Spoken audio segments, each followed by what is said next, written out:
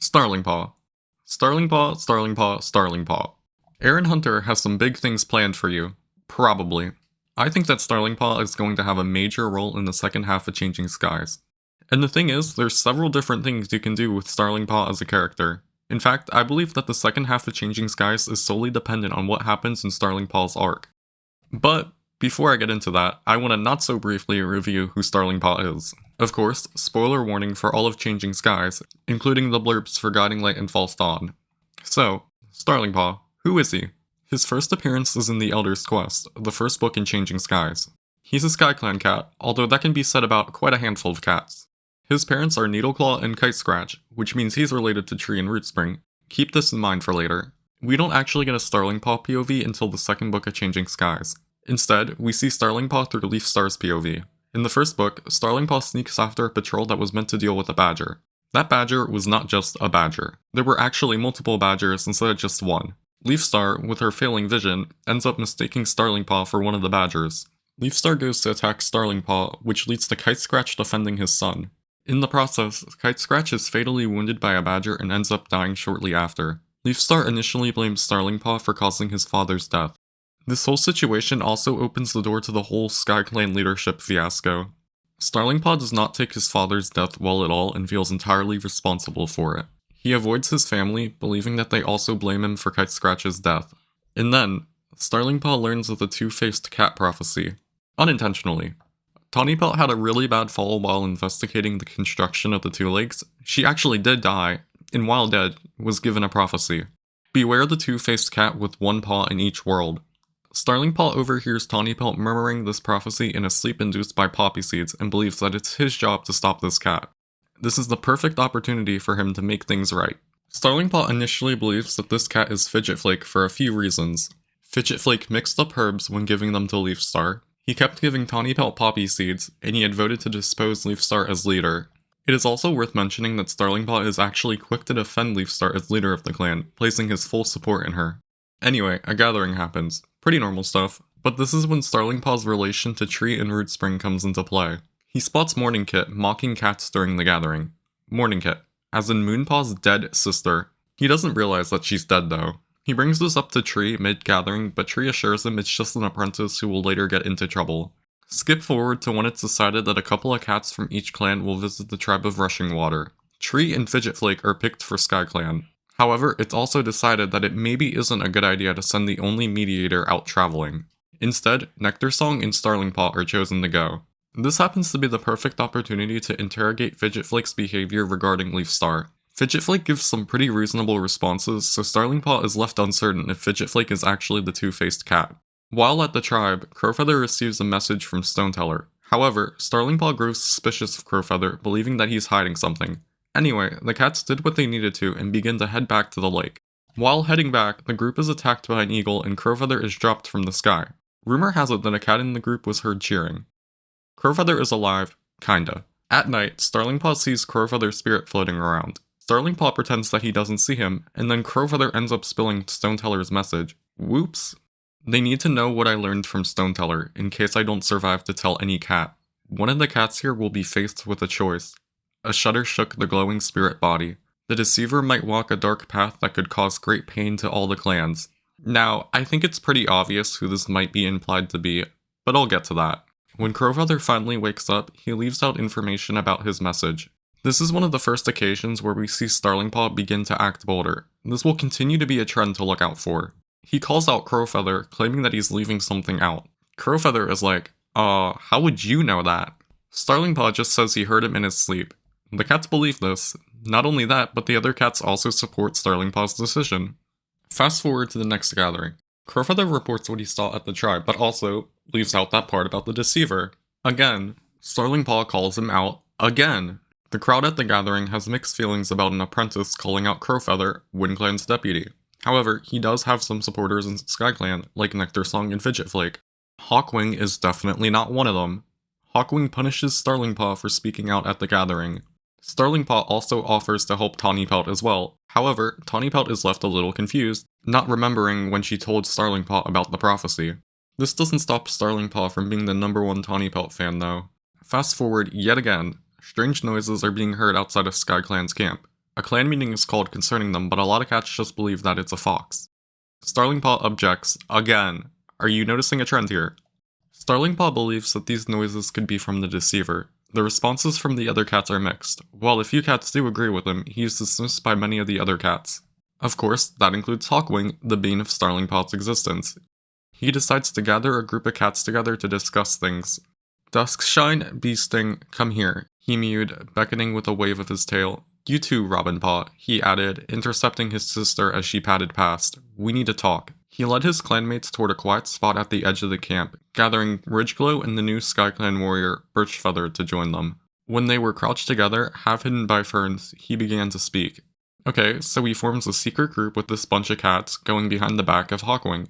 I think the interactions with this group are definitely worth noting. We climb trees, Ridgeglow suggested. That way we can see all around and the scents of the trees will hide ours. Good idea, Starlingpaw gave the young she-cat a nod of approval, even while he was annoyed that she had thought of it first. With Ridgeglow, he's annoyed that she thinks of something before him. I'm not going to sit all night in a stupid tree. If I get caught, Gravelnose would put me on tick duty for a moon. But I won't give you away, she added, and I'll do my best to cover for you if you're missed in camp. Starlingpaw tried to hide his annoyance. Robinpaw was his sister, she ought to support him, but he had to accept what she had offered. If they had a serious quarrel, that would put the whole plan at risk. Robinpaw has no interest participating in Starlingpaw's schemes. This actually annoys Starlingpaw. He even feels entitled to her support and immediately assumes that she would put the plan in jeopardy. Starlingpaw was sure that Duskshine would do his best to steer the other cats away from the trees where he and his followers were secretly watching. Starlingpaw refers to his group as his followers. There's just something about that particular wording to me. This means that he sees himself as their leader. He's already assumed that role really quickly. That night, Starlingpaw puts his plan into action. He's hiding in a tree, alert for any noise. Suddenly, he detects something and attacks it immediately. It's a brutal attack. Starlingpaw was deep into imagining himself leading his clan into battle against a dangerous enemy when he heard a rustling right behind him. Startled, he whipped around and sprang, almost losing his balance in the tree. With fearful enemies still in his mind, he lashed out with claws and teeth before he realized what he was attacking. There was a reek of hot blood in his throat. I'm saving the clan. His claws were ripping the creature apart when he noticed gray fur, a bushy tail hanging limp now. A squirrel, a harmless piece of prey that hadn't deserved such a brutal death. Thank you, StarClan, for this prey, he muttered, half ashamed of himself. He began to clean the blood splatters from his fur, glad that none of his clanmates had witnessed the vicious assault. Still, he told himself, better safe than sorry. There's an enemy out there, even if this wasn't it. I think this is the most important Starlingpaw scene in Chasing Shadows. Starlingpaw is so quick to resort to violence here in the name of saving the clan. He brutalizes a squirrel, and he only feels half ashamed. Better safe than sorry, there's an enemy out there, even if this wasn't it.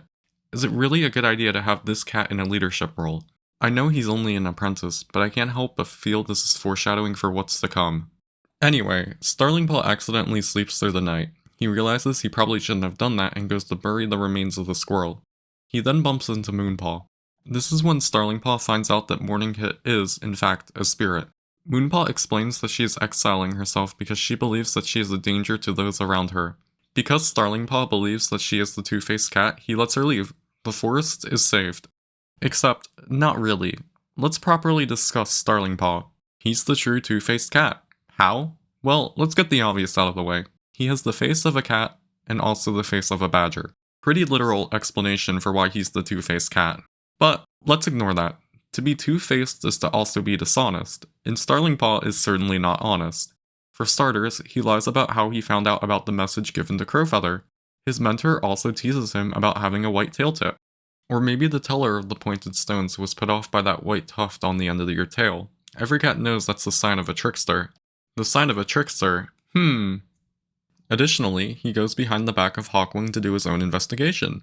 I'm sure this won't be the last instance of him being two-faced.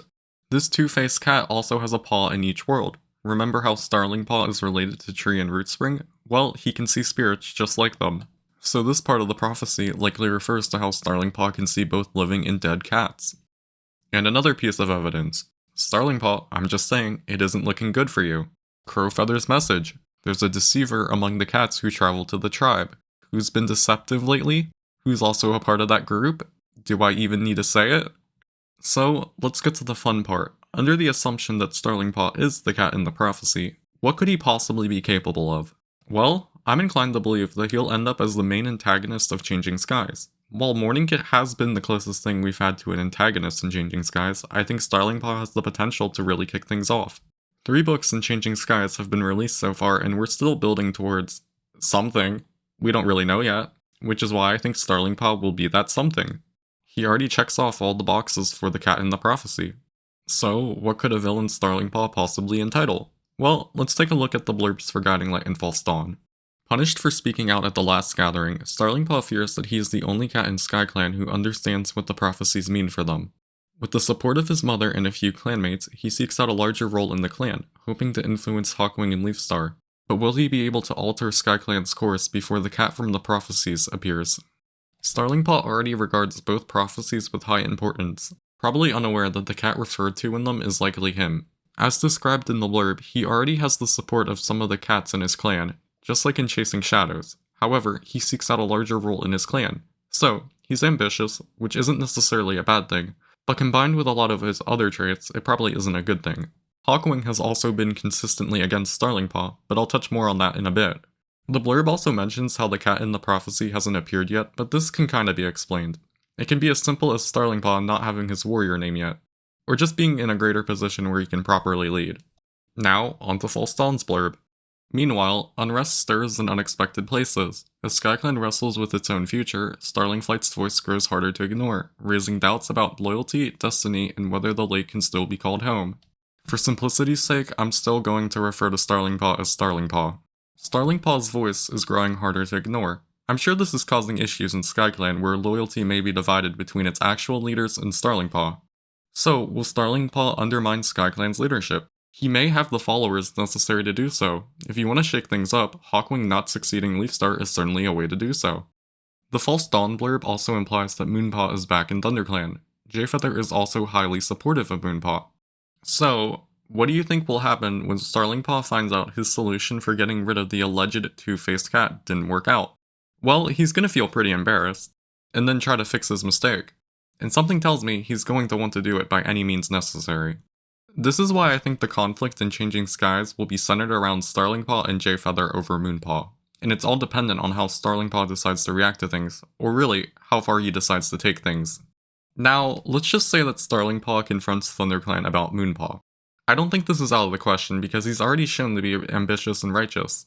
Starlingpaw would obviously want something to be done about Moonpaw. He believes that this two-faced cat is trouble. This is where Jayfeather comes in. I don't think he would hesitate to counter Starlingpaw's claims. He's been supportive of Moonpaw in the past, and the blurb seems to keep that going. In fact, he thinks she'll play a bigger role in all the clans. Let's just go a bit further. This isn't Jayfeather's first prophecy. What if Jayfeather calls out Starlingpaw as the two-faced cat instead? Now you potentially have 2 groups of cats clashing against each other, believing the other group has the supposed two-faced cat. So, where would Tawny Pelt and Morning Kit play into this? Well, let's just start with Morning Kit. With Morning Kit, I actually just have no idea. I think the way Morning Kit would act in False Dawn is entirely dependent on what goes on in Guiding Light. If Morning Kit has some development and decides being evil is kinda lame, she might end up siding with Moonpaw and Jayfeather. However, if she does not get that development, I'm inclined to believe that she'll go behind their backs. Maybe she'll pose as being changed. But Morning Kit is aware of Starlingpaw's existence, so if Morning Kit is still stuck on wanting Moonpaw to die, she knows who to go to. And then Tawny Pelt. I honestly don't think that Tawny Pelt would support Starlingpaw's plans, which I think Starlingpaw would expect her to. Tawny Pelt has already expressed not wanting to put such a burden on Moonpaw, and while she did lash out at Moonpaw in Chasing Shadows after Brambleclaw's death, she regrets that very quickly. She just doesn't know how to go about apologizing for that. So, I'm very interested in how Starlingpaw would possibly react to Tawny Pelt's support of Moonpaw. I can't imagine it would be good. He regards Tawny Pelt very highly, so when he finds out his idol doesn't support him, in fact, disapproves of him, he might believe that she's betrayed him. He's now the only one that can deal with this two-faced cat. Of course, this is assuming that Tawny Pelt is even at the lake during Guiding Light and False Dawn. Alternatively, Tawny Pelt could return to the lake after Starlingpaw starts putting things into motion. Maybe it'll be the other way around, where Starlingpaw would only listen to Tawny Pelt. Maybe Tawny Pelt will actually voice her thoughts and prevent him from doing anything he'll regret. So, what are the things that Starlingpaw could possibly do? Well, we know that he's quick to resort to violence, as seen with the squirrel in Chasing Shadows. And while he was initially bothered by how he reacted, he ultimately decided it was for the greater good of the clans. He killed a squirrel. He also keeps building up support in his own clan. As I stated earlier, I think that it's entirely possible for Starlingpaw to undermine the current leadership of SkyClan. While he has been fairly supportive of Leafstar, Hawkwing is a cat that has always been in his way, and Hawkwing is next in line to be leader. If you want to put some plans into action, having Hawkwing as your leader will make them much more difficult to execute. So, back to the thing with Starlingpaw being quick to resort to violence. What if he personally attempts to kill Moonpaw? If he does that, he'll make his father proud for what he thinks is saving the clans. I don't think Moonpaw is dying though. If anything, I think a cat would sacrifice their life to defend Moonpaw. And that cat is Jayfeather. He would do it in a heartbeat, regardless of how important Moonpaw's role is for the future of the clans. So yeah, those are kinda my predictions for the later half of Changing Skies and why I think Starlingpaw has a big role to play. I didn't realize how long this video would be. Anyway, I think Villain Starlingpaw is very possible and I'm super excited to see how it could possibly play out. Goodbye, forever.